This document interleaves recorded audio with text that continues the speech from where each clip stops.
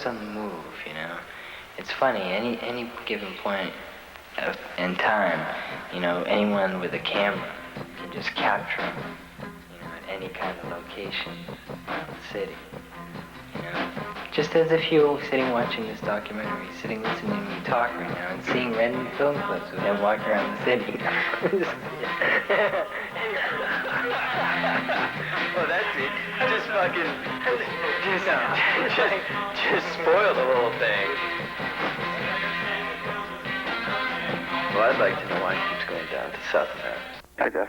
Did you find, was New York a risk for you? Did you ever feel like it was going out on a line, or do you... I think staying in a small town or staying anywhere you're not happy is a bigger risk than going someplace and taking a chance on, you know, just discovering something in yourself that you wouldn't otherwise get to do. You just end up frustrated and angry if you stayed where you weren't happy.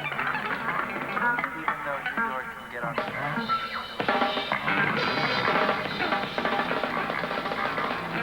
New York City to me is the absolute perfect place for this band to be.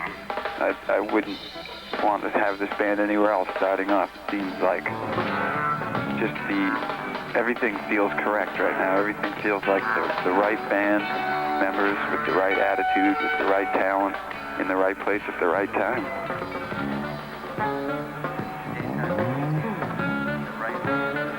Yeah, definitely. I mean, it sort of ties it all together in my romantic imagination inside of my head, I guess. He's left us speechless. The whole concept of Dan leaves us speechless. Dan is Dan. He's like one man Zen. You know. What is the beauty in New York? Because you should look for the beauty in things. And then I went by the Gay and Lesbian Community Center, and I thought, wow, the beauty in New York is the freedom of style.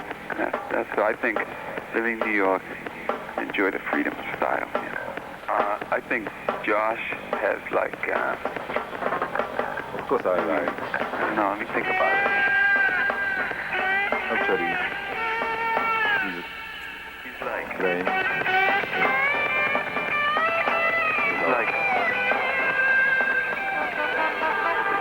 I don't know how to explain that. Go on to the next one.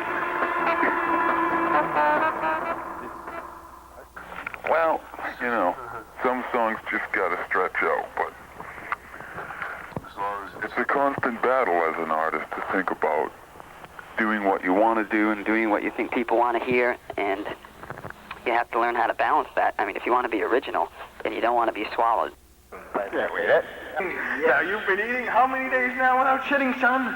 Well, it's been little intervals here and there, but, you know, nothing major to come around the turnpike. Well, how many days now, son? 3 or 4. And you've been... I'm hunted by the envy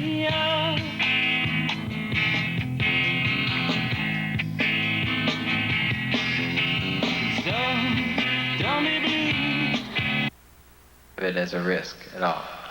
I never thought it being risky. It never came to my mind. It's weird because, you know, like you said, was it when I got here, did it pay off or whatever? Like, I think before I even came, you know, it's weird. I had to work a lot to get out here and save money and stuff like that, and realize that I really could do it. But I don't know, it seemed like it was just gonna happen. Like Dan asked me, and then the next thing I knew, I was working 2 jobs to save money. And the next thing I knew, we were rehearsing and recording a demo. The next thing I knew, I was moving. And it just all started happening. And even though it's been a couple of years, I never really saw it as a risk because I just thought that somehow, you know, one step at a time, I would make things happen. And, like, I'd get to this point, like, the things that I really wanted to do. You know, I'd start living here. I'd get in, you know, the band would start getting together. I knew it would all happen in time. It just took time and the effort, you know, putting it all together.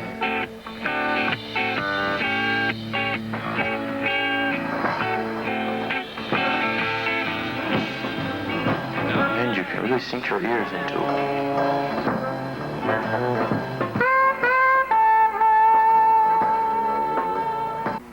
But it's same thing. I play something like shit, and I paint something like shit. Sometimes shit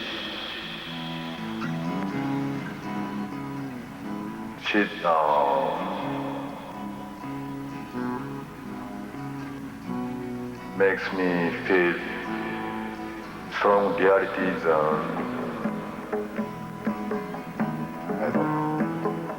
something people usually feel. Do you feel like shit is part of life? Shit? Maybe myself. Maybe yourself? Eat shit I want. Edit. Shungo. What are your thoughts and feelings on Shungo? Well, to me, Shungo is like, not only is he in the foundation of the band, being the rhythm section, but I could almost consider him the foundation of my musical progress.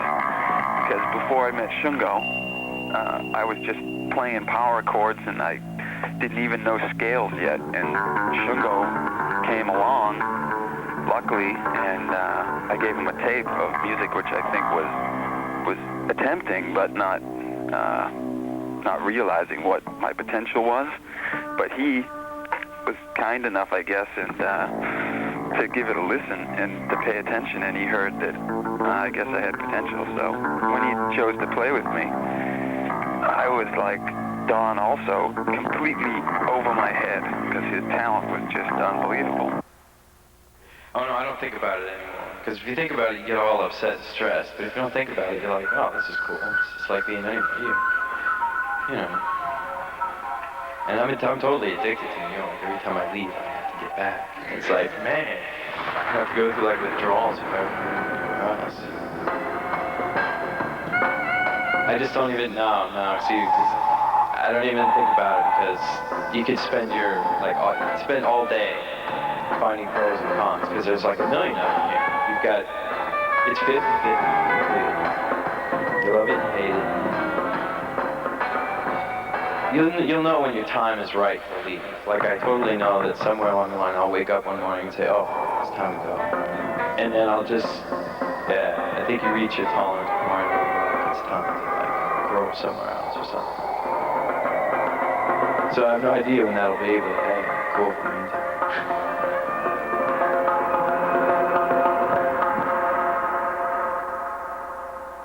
My friend told me about Josh. I said, all right, well, I'll give him a listen.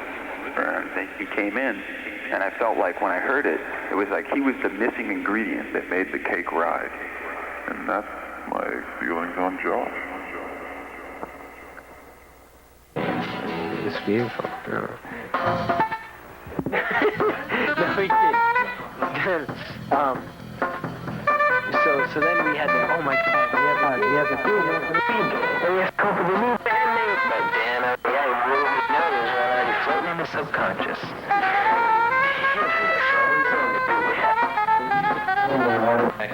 Daytime movie, and the story behind that was Dan was a young tot in his